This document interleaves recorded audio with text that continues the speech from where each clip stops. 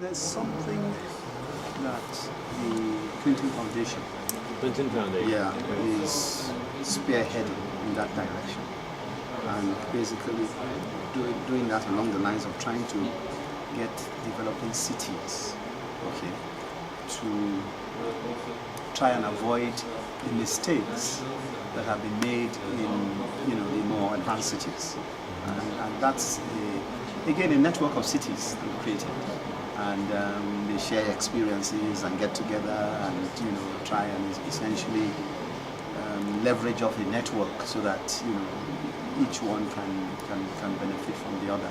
It's largely dominated by the more industrialized cities where obviously the problems are quite enormous. But as I said, the idea is for the developing cities to at least learn and see how they can short circuit those problems that the other cities have. Yeah. And meanwhile, at the community level, I doubt whether any federation member has a carbon footprint large enough to even leave a toe print in the sand, I'll give you an example of what I was thinking from urban development where there's not a lot of money. I saw a demonstration on the news of a street light where the power to run the street light at night comes from a solar energy panel built on the top that gets the energy during the day, and then runs the light at night. And what the light does is it reduces crime, because by creating a better lit neighborhood, you eliminate the ability of criminal behavior to a certain degree. And the cost of that light, I don't have the dollar figure, but it seems to me a healthier community, even where there's not a lot of money, could be supported by these kinds of lights, which don't require a big electrical infrastructure. It's all self-contained, so it's very easy to install. And I don't know, for instance, it's a Clinton Foundation. No. You see, what you are talking about, really, it is that kind of technology is used, but for different reasons. It's used because it's cheap to use, but not so much because of environmental issues, is really what I was trying to say. So yes, to answer your question, yes, that clearly is a technology. Right, it isn't that much money. Yes. And then the side benefit is it's using the sun. Exactly. But it's really being driven by the cost factor. It's the cost factor. Yes, which I love, because I know that science has advanced to the point where we can do things for less money that used to require, cell phones. Again, you don't need the entire wired infrastructure. You just have a phone and the towers, and it's just as marvelous a way to create phone systems. We have some butterflies, or a butterfly. And we have, it's after 2 o'clock. We're supposed to have wrapped up right about now. Concluding thoughts, or what do you... No, sorry, I wanted to make a point on the issue of questions to go to the politicians. Yeah, and something was raised here about the fact that the donor agencies driven tops down and all that kind of stuff, and that it's very difficult to work around their requirements, which I agree. My suggestion would be that couldn't we pose to the politicians, sensitize them to getting participation, at an earlier stage of their decision-making process. In other words, and this was a criticism that went to a lot of the donors in those days, but I think it's beginning to change, which is that, look, you're basically implementing an agenda without really understanding what the issues are. Now, in building the capacity of institutions on the ground to actually determine what is important to them, and bringing that into your decision process earlier along, rather than... But something, it's never brought into the decision process. It's made a project in its own right. Participation is something you deliver as a project. It doesn't influence the decision-making of the people who give money. Yeah, but what I'm saying is that that's what needs to change. Yeah, that's what we need to tell them. No. Historically, it has not influenced the decision-makers. but it's potential. We can change that. No, absolutely.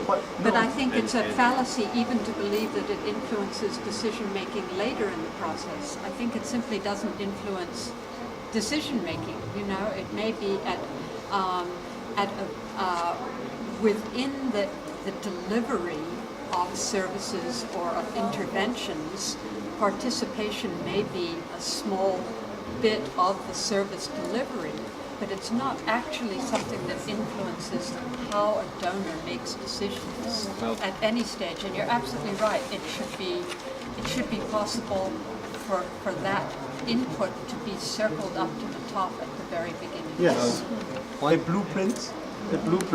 This is what is important to us. And hence the value of community funds. That's it. You know, where donors can give money that goes to the local level in an unallocated way, and then have the decision making happen locally about where that money goes and how it's spent. That's it.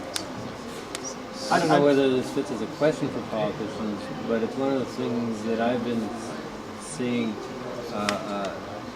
It happens parallel with politicians, and that is that there are sometimes efforts that put the politicians aside and do things without waiting for them to take even a non-leadership role. The best example in my memory is the global NGO that worked on landmines as a regulated war tool, because the recognition was how devastating it is after a war for all these landmines to still be in place. So there was no effort to have politicians supporting that until that NGO had already created the global demand for the change. And it was a tremendously inspiring thing to hear about. The only other thing that was equally inspiring to me was that in the Philippines there was the people power revolution that put Mr. Marcos out of office without a gun being fired. And I don't know whether it's almost like you want to threaten the politicians with being irrelevant, but you definitely want them to see the power of the people that they need to respect, because at some level people are going to start to maybe just ignore the politicians and make them not as important, because we see how much we can do without them. We need them. We don't want them to think that they're not important, but we don't want them to think that they are omnipotent and should ignore us. It's a rebalancing of the equation of where power comes from. But I think that a lot of people here would agree, yes, with what you said, that there needs to be more focus on the grassroots level, more decision making at that level.